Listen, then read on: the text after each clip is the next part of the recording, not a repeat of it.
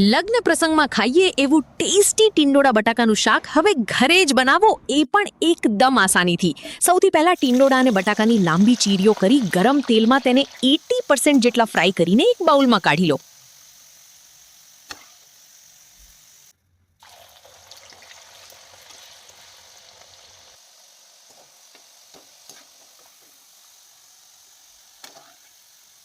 હવે એક પેનમાં તેલ લઈ તેમાં રાઈ જીરું, હિંગ, સૂકું લાલ મરચું અને મીઠો લીમડો નાખી મસ્ત વઘાર કરો.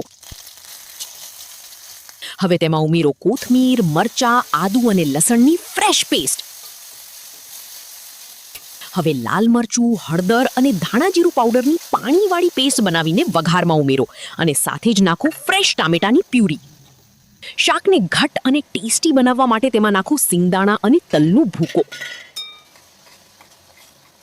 હવે ફ્રાય કરેલા ટિંડોળા બટાકા અને 1 કપ પાણી ઉમેરી ઢાંકીને ચડવા દો.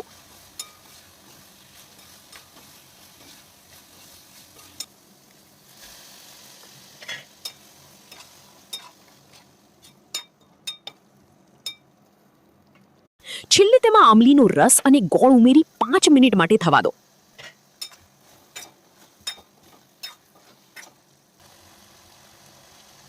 ઉપરથી લીલી કોથમીર ભભરાવો અને તૈયાર છે પ્રસંગ જેવું ટિંડોળા બટાકાનું શાક. આ રેસીપી એકવાર જરૂર ટ્રાય કરજો. આવી જ મજેદાર રેસીપી માટે ફોલો કરો ટ્રેન્ડી ફૂડને.